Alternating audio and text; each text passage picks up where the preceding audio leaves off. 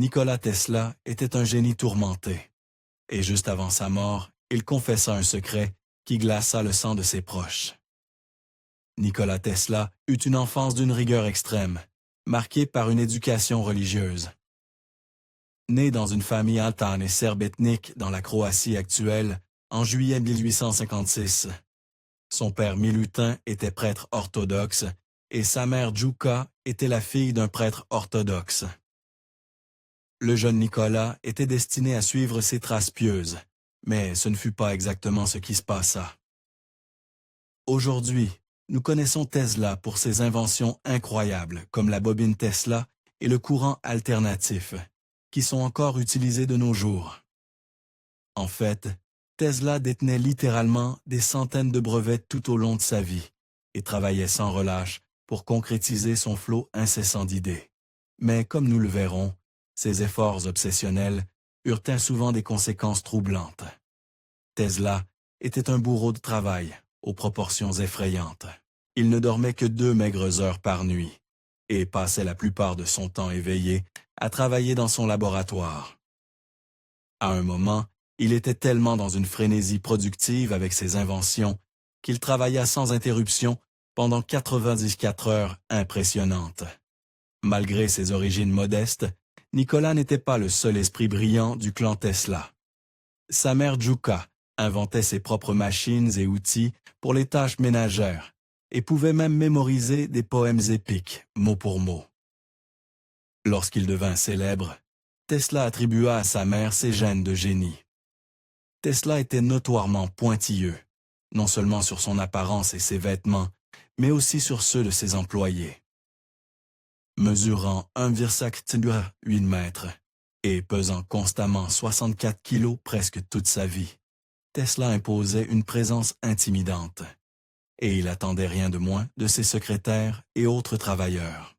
Tesla n'hésitait jamais à renvoyer ses employés chez eux pour qu'ils se changent s'ils n'aimaient pas leur tenue. Mais cette aversion s'étendait également à tout gain de poids. Un matin, il remarqua que sa secrétaire avait pris quelques kilos au fil des semaines. Sur un coup de tête, Tesla la licencia sur le champ. En vérité, bon nombre des excentricités de Nikola Tesla pouvaient provenir de troubles mentaux, certains biographes estimant qu'il souffrait de troubles obsessionnels compulsifs. Il était obsédé par les nombres 3, 6 et 9 et croyait que ces chiffres pourraient potentiellement déverrouiller les secrets de l'univers. Tesla était absolument terrifié par les germes, et cette peur le dominait d'une main de fer. Lorsqu'il dînait dans ses restaurants d'hôtel habituels, il exigeait qu'on lui fournisse une pile de 18 serviettes, afin qu'il puisse nettoyer correctement tout ce qui l'entourait, ainsi que lui-même avant de commencer à manger. Tesla resta chaste presque toute sa vie, et pour autant que nous sachions, il aurait pu quitter ce monde vierge. Il affirmait que le célibat l'aidait à mieux se concentrer sur son travail, mais aussi qu'il ne serait jamais assez bon pour aucune femme, car les femmes étaient bien supérieures à lui. Plus tard dans sa vie, l'opinion de Tesla sur les femmes déclina rapidement.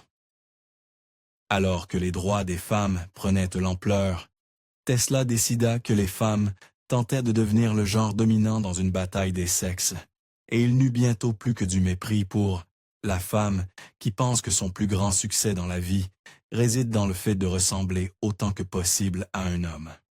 En plus de ses autres phobies, Tesla ne supportait apparemment pas la vue des perles et évitait toutes les femmes qui en portaient.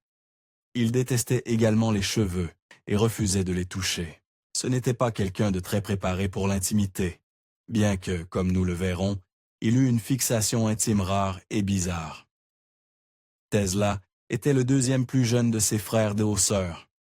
Il avait 3 sœurs, Milka, Angelina et Marika, et un frère aîné, Dane. Lorsque le petit Nicolas avait 5 ans, une tragédie frappa. Son frère aîné Dane fut victime d'un accident mortel à cheval, offrant à Tesla sa première expérience de la douleur. En tant qu'étudiant, Tesla était littéralement incroyablement doué en mathématiques. Il pouvait résoudre des problèmes complexes dans sa tête si rapidement et avec une telle précision que ses professeurs l'accusèrent de tricher. Ce ne fut pas le seul accrochage de Tesla avec ses professeurs. Tout au long de sa vie, il se heurta souvent à certains enseignants à propos de leurs idées et de leur manière d'enseigner. Alors que Tesla grandissait et devenait un jeune homme, il devint évident que quelque chose n'allait pas de manière troublante. Il était un garçon extrêmement maladif et contracta même le choléra. Ce fut l'expérience la plus terrifiante de sa vie. Il lutta contre cette maladie dévastatrice pendant 9 mois épuisants et frôla la mort à plusieurs reprises. Cette crise finit par pousser son père au bord du désespoir. Après avoir vu son unique fils survivant lutter pour sa vie, le père de Tesla, Milutin, était prêt à tout pour s'assurer que le garçon soit sauvé. Pendant le pire de sa maladie, Milutin promit même à Nicolas que s'il guérissait, il l'enverrait dans une école d'ingénieurs au lieu de le forcer à devenir prêtre. Milutin fut comblé de joie lorsque cela fonctionna, mais pas pour longtemps. En 1874, d'autres ennuis s'annoncèrent pour Tesla. L'Empire austro-hongrois le conscriptionna pour combattre. La réponse de Tesla fut totalement inattendue. Il parvint à esquiver l'appel en s'enfuyant dans la nature, s'installant dans un village de montagne isolé, et errant dans les cieux comme un chasseur. Lorsque la pression retomba, il se lança vraiment. 1 an après son séjour en montagne, Tesla s'inscrivit à l'école polytechnique autrichienne grâce à une bourse. Ses professeurs étaient absolument stupéfaits. Ils n'avaient jamais rien vu de tel. Tesla ne manquait jamais une conférence, écrasait ses notes et passait le double des examens nécessaires juste parce qu'il le pouvait. Ces années universitaires marquèrent le début du troublant bourdonnement de Tesla pour le travail. Il prétendait travailler de 3 heures du matin à 11 heures du soir tous les jours, sans jamais prendre de congé ni de dimanche. Cela suffisait à détruire même les esprits les plus robustes, mais Tesla ne pouvait s'arrêter. Bien que le père de Tesla, Milutin, ait tenu sa promesse d'envoyer son fils à l'école, Tesla ne sentit jamais que son père respectait son choix, et son dévouement au travail pourrait avoir été une tentative désespérée d'impressionner son père. Pourtant, Milutin balayait souvent les efforts, minimisant ses honneurs chèrement acquis. Après le décès de Milutin, Tesla découvrit une pile de correspondances écrites par ses professeurs à son père. Dans ces lettres, les enseignants de Tesla suppliaient le patriarche de retirer le garçon de l'école, l'avertissant que Tesla se surmenait à un degré fatal. Milutin n'y prêta évidemment jamais attention et continua de croire que son fils se contentait de frivolité. Dès sa 2e année, des fissures dans l'esprit de Tesla commencèrent à apparaître. Il devint voracement accro au jeu, passant souvent 48 heures d'affilée à la table de jeu. Tesla dépensait tout ce qu'il avait pour cette habitude, y compris son argent pour les frais de scolarité et son temps d'études. À sa 3e année, il ne pouvait même plus passer ses examens. Le semestre suivant, il dut abandonner ses études. Après avoir abandonné l'école, Tesla était tellement honteux de son échec qu'au lieu de parler à sa famille ou à ses amis de sa situation, il coupa tout contact. Il disparut si complètement que ses connaissances craignaient même qu'il ne se soit noyé dans la rivière Mur. Pendant cette période de sa vie, Tesla travailla dans une ville voisine comme dessinateur pour un revenu misérable, gaspillant ses heures solitaires à jouer aux cartes avec des hommes dans la rue, et souffrit bientôt d'une dépression nerveuse. Pourtant, lorsque son père finit par le retrouver et le supplia de revenir, Tesla refusa fièrement. Ce fut une décision précipitée qu'il regretta presque immédiatement. Bien que les autorités finirent par ramener Tesla à son père pour ne pas avoir de permis de résidence à la fin mars 1879, Nicolas n'eut que peu de temps avec son père. Moins d'1 mois plus tard, en avril, Milutin décéda, soit d'une maladie inconnue, soit d'un accident vasculaire cérébral massif. À peine dans la vingtaine, Tesla était en colère, amer endeuillé et désespéré de faire ses preuves. Tesla était un génie né. Il avait une mémoire photographique et pouvait se souvenir de choses qu'il n'avait vues qu'une fois avec un détail exquis. Il pouvait même mémoriser des livres entiers avec facilité et connaissait incroyablement 8 langues. Après l'un des moments les plus bas de sa vie, Tesla fit face en se jetant dans son travail avec très peu de liens familiaux pour le retenir en Europe. Il déménagea en Amérique et commença à travailler pour Edison Machine Works, dirigé par Thomas Edison lui-même. En travaillant sous Edison, le jeune Tesla rencontra le grand patron à quelques reprises. Selon la plupart des récits, ces rencontres furent étonnamment cordiales, au début. Fidèle à sa forme de bourreau de travail, Tesla passait souvent toute la nuit à résoudre divers problèmes d'ingénierie électrique, ce qui amena Edison à s'exclamer « C'est un sacré bon gars ». Seulement 6 mois après avoir commencé chez Edison Machine Works, Tesla démissionna soudainement et de manière annuelle. Son journal de cette époque contient un grand gribouillage sur 2 pages témoignant de son amertume. Adieu à Edison Machine Works. Les raisons exactes de son départ précipité sont mystérieuses, mais les biographes ont quelques indices. Tesla avait une manière extrêmement inhabituelle et rare de concevoir des inventions. Au lieu de dessiner quoi que ce soit à la main, il visualisait chaque dernier détail de ses machines dans son esprit grâce à une pensée en images. Puis, lorsqu'il était temps de les créer, Tesla le faisait entièrement de mémoire, avec l'image dans sa tête. Après avoir rompu avec Edison, la rivalité de Tesla avec l'inventeur commença pour de bon. Finalement, ils s'affrontèrent dans ce qu'on appelle les guerres des courants. Tesla développant des usages pour le courant alternatif, tandis que son ancien patron était fermement dans le camp du courant continu. Edison ne se contentait pas de promouvoir son propre courant continu. Il tentait également activement de discréditer les inventions de Tesla en courant alternatif avec une démonstration sauvage. Selon Edison, le courant alternatif était si dangereux qu'il ne pouvait être synonyme que des exécutions sur chaise électrique. C'était un mensonge à double face. Mais Edison alla jusqu'à des extrêmes insensés pour le prouver, allant même jusqu'à tuer un éléphant avec du courant alternatif devant une foule. Et comme nous le verrons, ce ne fut pas la fin de leur querelle. En essayant de faire décoller le courant alternatif et d'autres innovations, Tesla s'associa à un groupe d'investisseurs jusqu'à ce qu'ils lui infligent une trahison cruelle. Après avoir changé d'avis, les investisseurs l'abandonnèrent, prirent de ses brevets et le laissèrent sans le sou pour joindre les 2 bouts. Tesla dut se résoudre à travailler comme terrassier pour un salaire insultant de 2 $ par jour. Tout au long de sa vie, des visions étranges guidaient bien souvent Tesla. Son esprit était toujours un territoire étrange, mais ces épisodes étaient presque mystiques. Ces visions s'annonçaient par des éclairs aveuglants de lumière et incluaient des hallucinations et d'autres phénomènes bizarres. Parfois, elles l'aidèrent même à résoudre le problème sur lequel il travaillait. Aux petites heures du 13 mars 1895, Tesla subit l'une de ses pires tragédies. Ce matin-là, un incendie se déclara dans le bâtiment où se trouvait l'un de ses laboratoires, dévorant le sous-sol et les étages supérieurs. Il détruisit des équipements coûteux et des expériences, mais le plus douloureux de tout, il anéantit de nombreuses notes scientifiques de Tesla.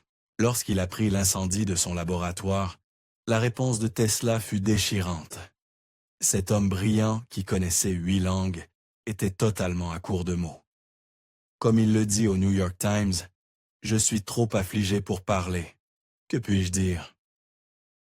À la fin du 19e siècle, Tesla devint obsédé par la possibilité de maîtriser les communications sans fil mondial. En 1899, il installa une station à Colorado Springs pour réaliser des expériences et garda son objectif secret, même pour des bailleurs de fonds riches comme John Jacob Astor IV. Selon les récits de la région, des phénomènes étranges commencèrent à se produire autour du nouveau laboratoire de Tesla. Les ampoules, à moins de 30 mètres du laboratoire, brillaient même lorsqu'elles étaient éteintes. Les papillons devenaient électrifiés et présentèrent le feu de Saint-Elme autour de leurs ailes.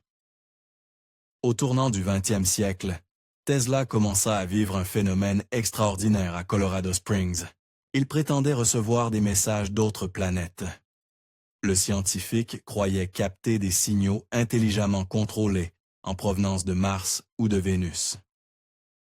La partie la plus étrange, c'est qu'il avait probablement raison, mais la source était bien différente. À la même époque où Tesla effectuait ses expériences top secrètes à Colorado Springs, le célèbre pionnier de la radio, Guglielmo Marconi, réalisait également des expériences similaires en Europe. Les experts théorisent aujourd'hui que les étranges communications intelligentes que Tesla recevait étaient probablement celles de Marconi. L'idée que Marconi allait le devancer dans le domaine de la transmission sans fil rendit Tesla à moitié fou. Il commença rapidement à construire sa fameuse tour Wardenclyffe, une tentative désespérée de faire quelque chose de plus grand et de meilleur que le travail de Marconi, et obtint des fonds du géant financier J.P. Morgan pour la financer. En 1901, Marconi surpassa enfin Tesla, transmettant la lettre S d'un côté de l'Atlantique à l'autre. Cette victoire scientifique signifia une amère défaite pour Tesla. Désormais, tous ces riches mécènes savaient qu'il avait échoué. Ils retirèrent bien leur argent, et Tesla abandonna presque totalement Wardenclyffe. Bien qu'il ait subi d'autres pertes décevantes, Tesla aurait pu être la première personne à avoir pris une radiographie, bien que par accident. Tesla bricolait avec un tube à cathode lorsqu'il captura l'image. Étonnamment, cela se produisit avant même que les gens ne sachent ce qu'étaient les rayons X. Quelques semaines plus tard, Wilhelm Röntgen annonça sa découverte des rayons X. Dans ces dernières années, Tesla devint encore plus étrangement excentrique. Il vécut dans des hôtels pendant des décennies, son préféré étant le luxueux Waldorf Astoria Hotel. Puis, son conte de fées connut un réveil brutal. Là-bas, Tesla accumula tant de dettes qu'ils le mirent à la porte et l'obligèrent à déménager dans le légèrement plus modeste Saint-Régis. Malgré ses habitudes excentriques, Tesla avait de nombreux alliés sincères dans ces dernières années. L'une des anciennes compagnies électriques pour lesquelles il avait travaillé, Westinghouse, se souvenait toujours du travail brillant qu'il avait accompli pour eux. Sachant qu'il était pauvre, mais trop fier pour mendier, ils lui offrirent un cadeau émouvant à la place. Ils continuèrent à verser à Tesla un salaire jusqu'à sa mort, qu'il travaille ou non. À l'automne 1937, Tesla partit pour sa promenade habituelle de minuit au parc pour nourrir ses pigeons. Nous y reviendrons plus tard. Il ne savait pas que la fin était proche. En traversant la rue, l'homme de 81 ans n'était pas assez vif pour éviter un taxi venant en sens inverse et heurta le véhicule, se cassant 3 côtes. Homme difficile et rigide, Tesla se méfiait des médecins toute sa vie et refusa d'en consulter un, même gravement blessé. En fait, bien que nous sachions qu'il s'était cassé les côtes, nous ne connaîtrons jamais l'étendue de ses blessures ce jour fatidique. Il n'existe aucun rapport médical. Au lieu de cela, Tesla s'enferma dans sa chambre et tenta de se rétablir. Il n'y parvint jamais vraiment. Croyez-le ou non, Tesla ne remporta jamais de prix Nobel. L'histoire supposée derrière cet affront est croustillante. En 1915, une rumeur circula selon laquelle Tesla et Thomas Edison étaient tous deux en lice pour le prix. Lorsqu'aucun des deux hommes ne le remporta, les gens murmurèrent qu'Edison l'avait refusé pour empêcher Tesla, qui était dans la misère, de toucher l'importante somme d'argent. L'étrangeté de Tesla s'étendait même à ses dîners. Lorsqu'il dînait dans ses résidences hôtelières, il insistait pour dîner à exactement 20h10, ni plus tôt ni plus tard. De plus, il exigeait que le même serveur, toujours le chef de salle, le serve à chaque fois. Lorsqu'il avait terminé son repas solitaire, Il retournait à son travail. La plupart des gens l'ignorent, mais Tesla fut impliqué dans l'effort pour exploiter l'énergie électrique des célèbres chutes du Niagara. Edward Dean Adams, de la Niagara Falls Cataract Construction Company, approcha Tesla et lui demanda quel système pourrait le mieux transmettre la puissance brute des chutes. La réponse de Tesla, le courant alternatif biphasé, bien sûr. La naissance de Nikola Tesla fut aussi mystique que le reste de sa vie. Il naquit au milieu d'une tempête de foudre intense, juste autour de minuit. La sage-femme pensa que les événements entourant la naissance étaient de mauvais augure, mais sa mère voyait les choses autrement. La légende raconte que la mère de Nikola dit « Non, il sera un enfant de la lumière ». 17 ans après le décès de l'inventeur et ingénieur excentrique, la Commission internationale des ingénieurs électriciens rendit hommage à Tesla, compensant en partie l'affront du Nobel. Ils nommèrent l'unité de mesure SI pour la force d'un champ magnétique, le Tesla, en son honneur, abrégé en un T majuscule. Tesla n'avait aucun problème à recruter d'autres personnes dans ses horaires de travail peu orthodoxes. Kenneth Sweezy, un journaliste qui noua une relation avec le scientifique excentrique, raconta un soir où un Tesla plein d'énergie l'appela soudainement à 3 heures du matin. Il résolut alors son dernier problème de laboratoire au téléphone avec un Sweezy ensommeillé et raccrocha promptement une fois le problème résolu. Lorsque le rival de toujours de Tesla, Thomas Edison, décéda, le savant fou ne perdit pas de temps pour prendre une revanche brutale. Dans une rétrospective autrement élogieuse sur Edison, Tesla déchira joyeusement l'homme en morceaux, ricanant. Il n'avait aucun passe-temps, ne se souciait d'aucune sorte de divertissement et vivait en ignorant totalement les règles élémentaires d'hygiène.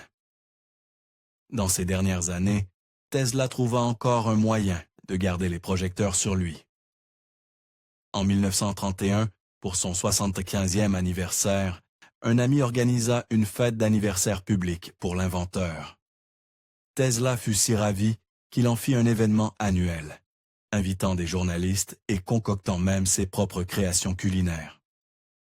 Lors de sa fête d'anniversaire de 1934, Tesla annonça à la salle qu'il avait créé l'arme ultime, un rayon de la mort capable de détruire le monde, en attaquant tout ennemi osant franchir les frontières d'un pays. À ce jour, personne ne sait si ces affirmations étaient vraies. Mais après son décès tragique, le FBI commença à avoir des idées. Le 7 janvier 1943, Tesla, âgé de 86 ans, s'éteignit dans sa chambre d'hôtel d'une thrombose coronaire. Sans surprise, mais très tristement, il était entièrement seul lorsque cela arriva.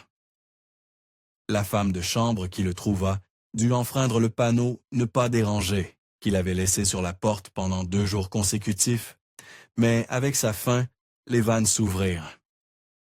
Alors que le monde pleurait Tesla, le FBI se mit au travail pour l'enquêter. Bien que personne ne sût jamais pleinement si son rayon était un objet réel, le bureau ne prit aucun risque et saisit tous ses biens après son décès. En fouillant parmi ses possessions, ils tombèrent sur une boîte censée contenir l'invention.